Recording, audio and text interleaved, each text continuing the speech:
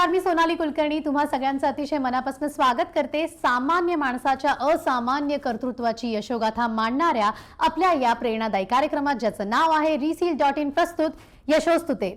आज आपण भेटणार आहोत अशा एका प्रेरणादायी व्यक्तिमत्वाला, ज्यांनी तंत्रज्ञानाच्या जोरावर स्वतःचा मार्ग तयार केला आणि हजारो ग्राहकांचा विश्वास जिंकला। मोबाईल रिपेअरिंग पासून सुरू झालेला त्यांचा प्रवास आज स्मार्ट टेक्नॉलॉजी, सिक्युरिटी सिस्टम आणि सोलार क्षेत्रात स्वतःची एक वेगळी ओळख निर्माण करणारे लक्ष्मण गंगाधरराव माळवंतकर। तर पाहूयात त्यांच्या या संघर्षमय आणि प्रेरणादायी प्रवासावर बनलेली ही एक चित्रफीत।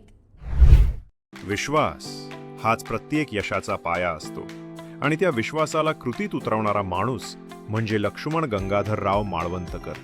मोबाईल रिपेअरिंग पासून सुरुवात झालेला प्रवास आज आर्यन इन्फोटेक या नावाने महाराष्ट्रभर चमकत आहे। CCTV, solar systems, smart security, प्रत्येक प्रोजेक्टमध्ये एकच गोष्ट कायम: प्रामाणिकपणा, मेहनत आणि ग्राहकांचा विश्वास। आज ते अनेकांसाठी प्रेरणास्थान आहेत। एक सामान्य माणूस ज्याने विश्वास, मेहनत आणि तंत्रज्ञानातून घडवलं आपलं भविष्य, आणि त्यांच्या या कार्याला reseal.in कडून मनःपूर्वक सलाम। सर, स्वागत आहे तुमचं आपल्या कार्यक्रमात। यशोस्तुतेमध्ये येऊन कसं वाटतंय? खूप छान वाटतंय मॅडम, कारण मी एक सामान्य ग्रामीण भागातून आलेला व्यक्ती आहे। माझा फर्स्ट टाइम हा सिटीमध्ये येणं आहे मॅडम। बरं, कुठून आलात सर तुम्ही? मी नांदेड जिल्ह्यातील भोकर तालुक्यामधून आलेला आहे। बरं, तालुका प्लेसवरून इथपर्यंतचा हा प्रवास आहे। नाशिकमध्ये पहिल्यांदा आलाय? हो मॅम। कसं वाटतंय इथे येऊन? खूप छान वाटतं। छान वाटतंय। आणि तुमचा हा प्रवास आम्ही बघितला, त्याची ही चित्रफीत पाहिली। खूपच प्रेरणादायी प्रवास आहे, संघर्षमय प्रवास आहे। अगदी छोट्या कामांपासून इथपर्यंतचा मोठा एक ब्रँड तुम्ही तयार केला आहे तुमच्या क्षेत्रामध्ये। तर सुरुवात करत असताना टूल किट पासून सुरुवात केली आणि या क्षेत्रामध्ये यावं, त्याच्या मागची प्रेरणा कशी मिळाली आणि कुठून प्रोत्साहन मिळालं? कारण मी भरपूर लोकांना बघत होतो मॅडम, जे लोक बिझनेस केलेले आहेत तेच आज स्ट्रॉंग झालेले आहेत। नोकरी करून फक्त आपण आपलं घर चालू शकतो आणि सुखी राहू शकतो। आपले स्वप्न पूर्ण करायचे असतील तर आपल्याला बिझनेसच करावा लागेल, चाहे ते छोटा बिझनेस असो किंवा मोठा बिझनेस। ही प्रेरणा घेऊन मी या बिझनेसमध्ये उतरलो। अगदी तुम्ही सुरुवात केली, जसं मी मगाशी म्हणाले की मोबाईल रिपेअरिंग पासून सुरुवात केली। तर सुरुवात करत असताना असे कोणते संघर्ष किंवा अडचणी होत्या ज्यांना तुम्ही सामोरे गेलात आणि त्याच्यावरती मात करत इथपर्यंत पोहोचलात?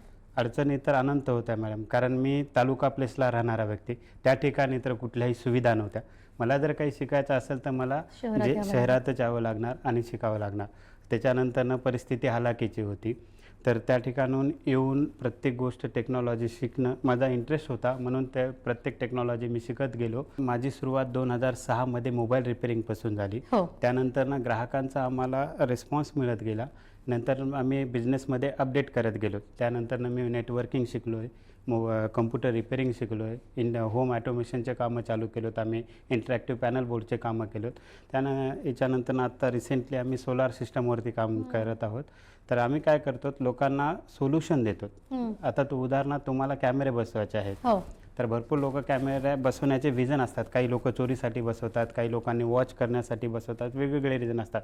तर आम्ही सुरुवातीला कस्टमरचे रिझन ऐकतो, तुम्हाला काय आवश्यकता आहे। तर ह्या टेक्नॉलॉजीमध्ये आम्ही सुविधा अशी देतो मॅडम, जसं आता आपण इथं बसलेलो आहोत, बसल्यानंतर एखादी गोष्ट वाटली आपल्याला, ह्या पूर्ण हॉलमध्ये कोणी आलं, काही देणे घेणं नाही आहे, पण ही एखादी वस्तू जर कोणी स्पर्श करत असेल तर तो व्यक्ती फॉरेनला जरी असेल, त्यांच्या मोबाईलवरती कॉल जाईल आणि ह्या ठिकाणी अलर्ट होईल। म्हणजे चोरी होण्याच्या पहिले आम्ही त्यांना अलर्ट करून देतो।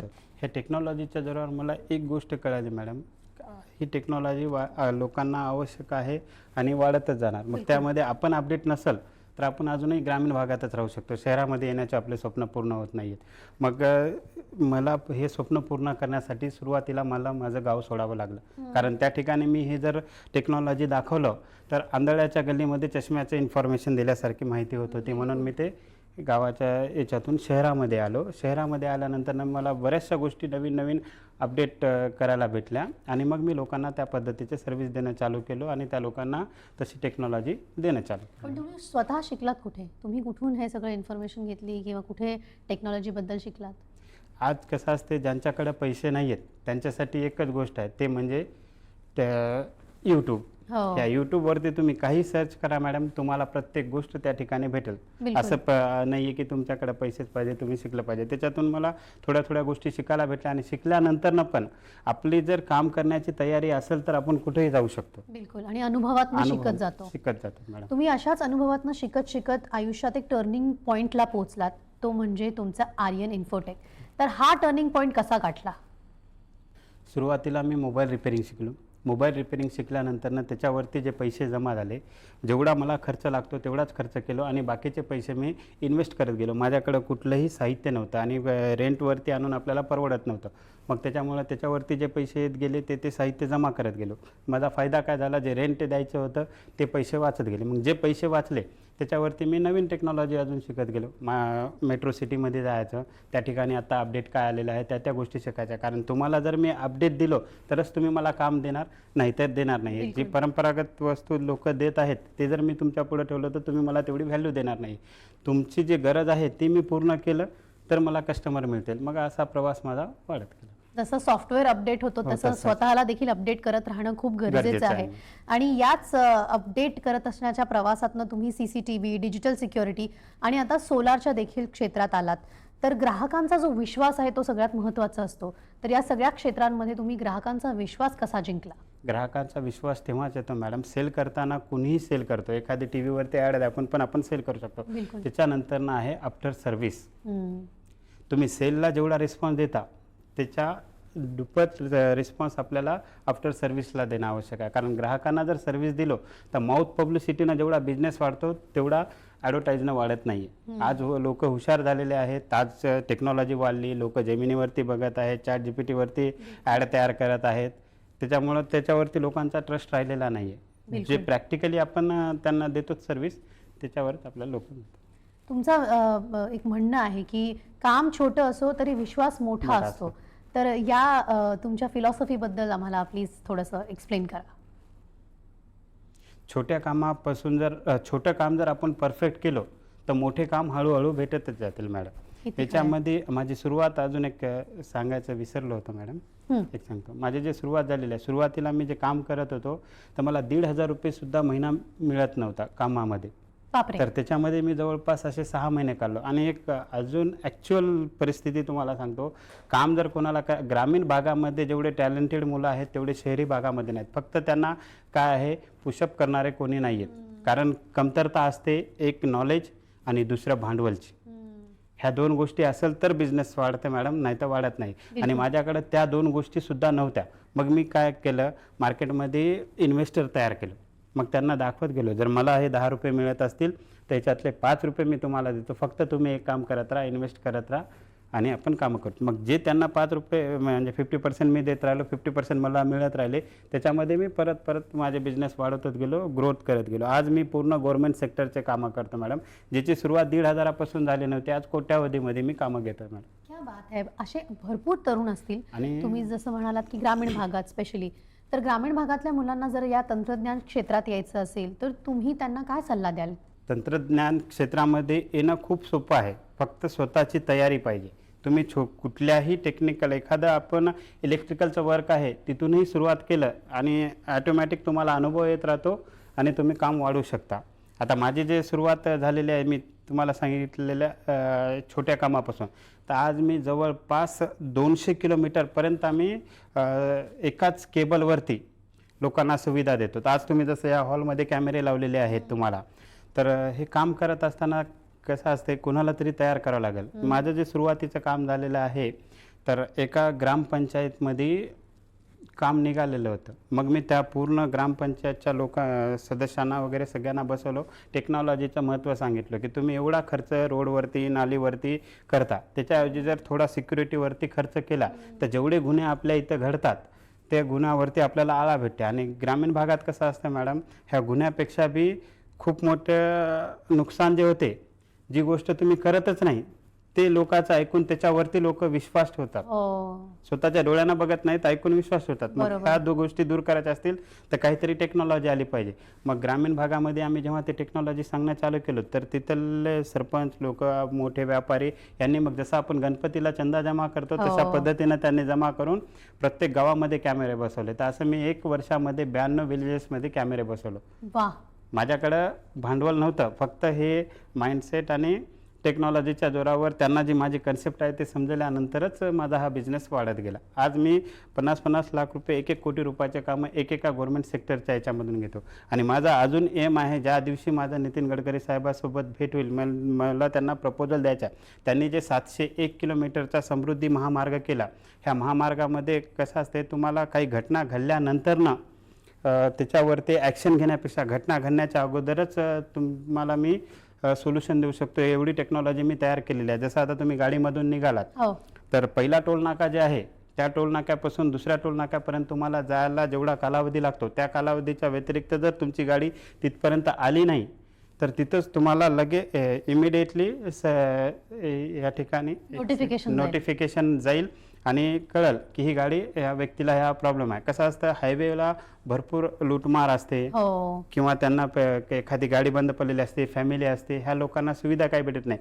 तर त्या प्रत्येक 40 किलोमीटरवरती आम्ही तुम्हाला अशी सुविधा देणार, तुमच्याकडे मोबाईलसुद्धा नाही, चोरांनी तुमचा मोबाईल घेतला तर तुम्ही जसं डायल करताना 100 नंबर विदाऊट याच्या येतात, तसे POS सिस्टम आम्ही त्या ठिकाणी बसवणार. तुम्हाला तिथं नंबर डायल केलेला असेल तर इमिडिएटली तुमच्या near by J police station असेल तिथं अलर्ट होईल, तुम्हाला काहीतरी अपघात होत आहे. जेव्हा आता हायवेवरून गाड्या जात आहेत तर तुम्ही जे स्पीड लिमिट दिलेली आहे त्या स्पीड लिमिटच्या ओव्हर जर ही गाडी जात असेल तर नियर बाय पोलीस स्टेशनला तुम्हाला अलर्ट होईल, सतर्क राहता येईल. आणि एखाद्याची गाडी चोरीला गेली, चोरीला गेल्यानंतर त्यांनी विक्री करून पैसे जमा करू जेपर्यंत आम्ही तुम्हाला ती गाडी हायवेवरच पकडून दाखवणार. जी गाडी चोरीला गेली त्या गाडीचा जर फोटो याच्यामध्ये येतो कॅमेरामध्ये, तुम्ही कॅमेरामधून जर आता टेक्नॉलॉजी भरपूर निघालेली आहे मॅडम, बिलकुल. आता एक त्याच्यावरती काय होईल, ती फोटो जर तुम्ही अपलोड केल्यानंतर नियर बाय जेवढे बी आपले कॅमेरे आहेत ना त्या कॅमेरामध्ये जर ती गाडी आली, इमिडिएटली तुम्हाला दाखवली ही गाडी इथं आहे आणि तिथल्या नियर बाय पोलीस स्टेशनच्या याच्यामध्ये नोटिफिकेशन देईल आणि समजायला जाईल. समजा आता माझी थोडीशी लँग्वेज, मी ग्रामीण भागातला आहे म्हणून माझी थोडी लँग्वेज तशी आहे, पण बिलकुल तुमची भाषा आम्हाला समजते आहे, पण तितकंच महत्वाचा आहे तुमचा उद्देश आणि तोही आमच्यापर्यंत खूप छान पद्धतीने पोहोचतोय. आणि मला खात्री आहे की तुमचा हा जो मॉडेल आहे, हे जे प्रपोजल आहे ते नितीनजी गडकरी साहेबांपर्यंत पोहोचावं आणि ते सत्यात उतरावं. आणि माझा स्कूलसाठी एक प्रपोजल आहे मॅडम. स्कूलमधून जे मुलांना किडनॅप करणं आहे आणि पॅरेंटला कळत नाही आहेत आपले मुलं कुठे आहेत काय नाही ते, तर त्याच्यावरती पण आम्ही एक GPS ट्रॅकिंगचे सोल्युशन तयार केलेलं आहे. जसं मुलांचा आयडेंटिटी कार्ड असतो ना, त्या आयडेंटिटी कार्डमध्ये आम्ही एक GPS ट्रॅकर देणार. ट्रॅकर दिल्यानंतर ना घरून जेव्हा मुलगा निघाल्यानंतर ना स्कूलमध्ये बसला की पॅरेंटला SMS जाईल का हा स्कूलमध्ये बसलेला आहे. जेव्हा ड्रायव्हर आहे त्या ड्रायव्हरला पण इन्स्ट्रक्शन असतो की 60च्या स्पीडनं न्या, 50च्या स्पीडनं न्या. जेव्हा तो ड्रायव्हर गाडी 50पेक्षा ओव्हर करत असेल तर स्कूल बॉडीला कळेल की ही गाडी जास्त स्पीडनं चालत आहे, त्यांना अलर्ट करते. त्याच्यानंतर ना हे मुलं जेव्हा स्कूलमध्ये उतरतील लगेच पॅरेंटला SMS जाईल का मुलगा आपला स्कूलमध्ये पोहोचला. त्याच्यानंतर ना क्लासमध्ये त्यांचे जे लेक्चर चालतील ना ते लेक्चरसुद्धा पॅरेंटला मोबाईलवर बघता येतील की आपल्या मुलांना काय शिकवाले. याच्यानंतर ना एखादा मुलगा टॉयलेटला, बाथरूमला वगैरे गेला, तिथं चक्कर येऊन पडला, काही झालं तर त्या याच्यावरती एक SOSचं बटन असेल, अलर्ट नुसता टच जरी केला त्यानं आय काढला तर ते अलर्ट होऊन जाईल याच्यामध्ये. आणि मुलांना जर कोणी किडनॅप करण्याचा प्रयत्न केला तर त्याच्यावरती तुम्ही टच केल्यात 3 मोबाईल नंबर अटॅच असतील, एक पॅरेंटला, एक स्कूलला आणि एक तुम्हाला ज्यांना द्यायचं समजा तुम्ही त्या याच्यावरती करू शकतात. आणि आज आम्ही जे सोने चांदीचे व्यापारी वगैरे आहेत ना त्यांना सुविधा अशी करून दिलेली आहे, चोरी होण्याच्या पहिले अलर्ट.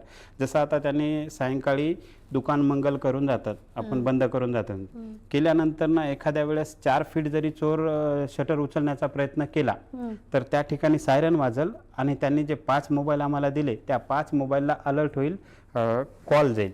जोपर्यंत त्यांनी कॉल रिसीव्ह करणार नाहीत तोपर्यंत तिथं कंटिन्यू सायरन वाजेल. याच्यामुळे काय होईल, काही घटना होण्याच्या पहिले तुम्हाला अलर्ट मिळून जाईल. आणि माझा दुसरा एक प्रोजेक्ट आहे ते आहे होम ऑटोमेशनचं. तुम्ही सगळे नवीन प्रोडक्ट, आता नवीन घर बांधला तर सगळं ऑटोमेशनमध्ये घेणार, पण तुमचं घर जुनं आहे, लाईट लावलेले तसेच आहेत, ते वस्तू तुम्ही बदलू शकता का? नाही. पण त्या जुन्या वस्तूला सुद्धा आम्ही तुम्हाला ऑटो मोडमध्ये करून देतो. त्याच्यावर रिमोटवर चालू करू शकता तुम्ही. त्याच्यानंतर ना बाहेर असाल तर मोबाईलवरती चालू करू शकतो. अलेक्झा थ्रू व्हॉइसनं कंट्रोल करू शकतो. ह्या सगळ्या टेक्नॉलॉजी जुन्याला सुद्धा आम्ही नवीन करून देतो. क्या बात आहे, वा.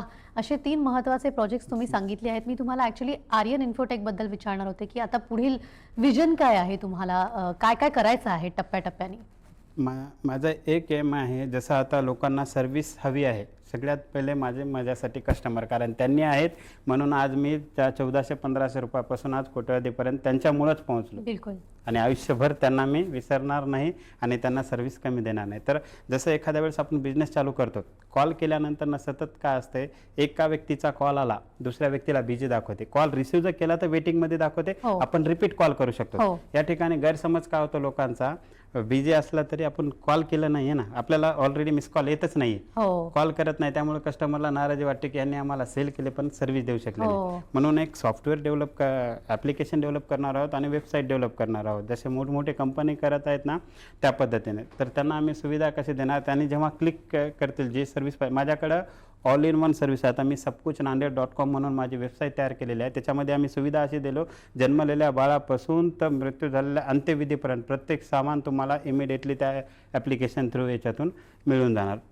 प्रत्येक गोष्टीची तुम्हाला सर्व्हिस एकाच ठिकाणी मिळणार. आणि त्या याच्यावरती कसं असेल, जो व्यक्ती आमचा तुमच्याकडे येणार आहे टेक्निशियन, आज फ्रॉड पण खूप होत आहेत, हां, तर जो व्यक्ती आमचा तुमच्याकडे येणार आहे सर्व्हिस देण्यासाठी, जेव्हा तुम्ही सर्व्हिस बुक करता तर त्याच्या पहिले त्या व्यक्तीचा ID कार्ड तुमच्याकडे येईल आणि तुम्हाला काही काम असेल, तुमचा वेळ पण वाया जाणार नाही. जी गाडी आम्ही त्यांना देणार त्याच्यावरती ट्रॅकर असेल, तुम्ही त्याच्यावरती क्लिक करून चेक करू शकता की हा व्यक्ती कुठपर्यंत आहे, जोपर्यंत तुमचे कामं करून येऊ शकता तुम्ही. हे सुविधा आम्हाला येणाऱ्या काळामध्ये फ्युचरमध्ये. आणि नवीन एक टेक्नॉलॉजी आम्ही ॲड केलो, जसं माझा सोलारचा बिझनेस आहे. सोलार काय असतं, दिवसाच आपल्याला इलेक्ट्रिसिटी तयार करतो आणि रात्री आपल्याला लाईट बिल वाढवतं. म्हणून आम्ही आता विंड टर्बाईन, जसे मोठमोठे पवनचक्की आहेत ना, तसे आता छोटे छोटे विंड टर्बाईन येतात. हे विंड टर्बाईन तुम्हाला हिवाळा, उन्हाळा, पावसाळा, रात्र असो दिवस असो, जशी हवा असेल तशी इलेक्ट्रिसिटी तयार करेल. ह्या टेक्नॉलॉजीमध्ये पण आम्हाला ग्रोथ करायचं, जे होम सर्व्हिस मध्ये येणार. Home service. वा वा वा, तुमचा खूप मोठा कामाचा आवाका बघताना खूप आनंद होतोय. अगदी छोट्या मोबाईल रिपेअरिंग पासून ते आता इतकी मोठी तुम्ही झेप घेतली आहे सर, खूप मनापासून कौतुक आहे तुमचं. आता या गोष्टीमध्ये आम्हाला काही इन्व्हेस्टरची गरज आहे. आतापर्यंत जे इन्व्हेस्टर मी तयार केलेला आहे, कारण माझं शिक्षण काय जास्त झालेलं नाही, BSc फर्स्ट इयरपर्यंत मी अपेड आहे, नंतर शिक्षण शिकू शकलो नाही माझी परिस्थिती नसल्यामुळं. तर जे बी आम्ही इन्व्हेस्टर तयार केलो, प्रत्येकांना फक्त आमचा प्लॅन दाखवत गेलो. जे व्यापारी लोक आहेत, असा असा प्लॅन आहे, एवढी इन्व्हेस्ट लागते, एवढं प्रॉफिट होते, त्याच्यात करत गेलो. आता याच्यानंतर ना जे इन्फोटेकपर्यंत आम्ही प्रवास केला, तर एका चांगल्या CAने मला सजेस्ट केलेलं आहे, या इन्फोटेकपेक्षा तू आता प्रायव्हेट लिमिटेडमध्ये लक्ष दे. म्हणजे प्रायव्हेट लिमिटेडमध्ये लक्ष दिल्यानंतर ना ॲटोमॅटिक तुला इन्व्हेस्टर पण बाहेरचे भेटतील, त्यांना तेवढा शेअर भेटेल. ती गोष्ट एक अजून अपडेट करायची. वा, याच्यासाठी देखील सर तुम्हाला खूप साऱ्या शुभेच्छा. मित्रांनो, बघताय तुम्ही ग्रामीण भागातनं येऊन देखील लक्ष्मण सर सारखी लोक इतकी मोठी झेप घेऊ शकतात अशा एका व्यवसायामध्ये, ज्याच्याबद्दल खरं तर खूप माहितीही नव्हती. त्याविषयी माहिती गोळा करून, प्रशिक्षण घेऊन, अनुभवातनं शिकत आपण कुठपर्यंत जाऊ शकतो हे खरं तर आज लक्ष्मणजी यांच्या प्रवासातनं, त्यांच्या या संपूर्ण संघर्षमय गोष्टीमधनं आपल्याला कळते. सर, तुमच्या या प्रवासासाठी, पुढील वाटचालीसाठी खूप खूप मनापासून शुभेच्छा. तुम्ही आता जे काही विजनमध्ये मांडलं आहे ते सत्यात लवकरच उतरावं अशा मी आणि यशस्वितेच्या टीमकडनं तुम्हाला शुभेच्छा आहेतच. पण आज देखील तुम्ही इथे येऊन बऱ्याच तरुणांना, खरं तर ग्रामीण तरुणांना प्रेरणा दिली आहे की ते देखील टेक्नॉलॉजीमध्ये, तंत्रज्ञान क्षेत्रामध्ये येऊ शकतात, उतरू शकतात. आणि तंत्रज्ञानाचा जर का उत्तम आपण वापर केला, फ्युचरिस्टिक पद्धतीने वापर केला, कारण आता भविष्यात तंत्रज्ञान आणखी वेगवेगळ्या स्तरावर जाणार आहे आणि त्याची तयारी आपण आसपासूनच केली तर त्यात फक्त आपण उतरू शकत नाही, तर त्यात व्यवसायही करू शकतो आणि त्या व्यवसायाला आपण यशस्वी तऱ्हेने आणखी मोठंही करू शकतो. तर समस्त तरुण मंडळींना एवढीच विनंती आहे की जे काही क्षेत्र तुम्ही निवडत आहात त्या क्षेत्रात जाण्यापूर्वी, जात असताना त्याच्याबद्दलचं शिक्षण आणि प्रशिक्षण घेणं खूप गरजेचं आहे. सतत अपडेट करत राहणं स्वतःला तितकंच गरजेचं आहे. आणि त्या सगळ्या अपडेटिंग प्रोसेसमध्ये तुम्ही समाजाच्या कार्याचं काम करत असताना स्वतःसाठी आणि टेक्नॉलॉजी किंवा इन्फॉर्मेशन अँड टेक्नॉलॉजी असेल, कुठल्याही क्षेत्रामध्ये तुम्ही काम करत असाल तर त्या क्षेत्रातले तुम्ही प्रावीण्य देखील मिळवू शकता. तर अशाच प्रेरणादायी व्यक्तिमत्वाला आपण यशोस्तुते कार्यक्रमामध्ये बोलवतो, त्यांच्याकडनं प्रेरणादायी कहाणी सुनतो आणि आपल्याला देखील प्रोत्साहन मिळतं. आजच्या या एपिसोडमध्ये आपण इथेच थांबूयात. भेटूयात पुढच्या भागात आणखी एका प्रेरणादायी व्यक्तीबरोबर. धन्यवाद. यशोस्तुते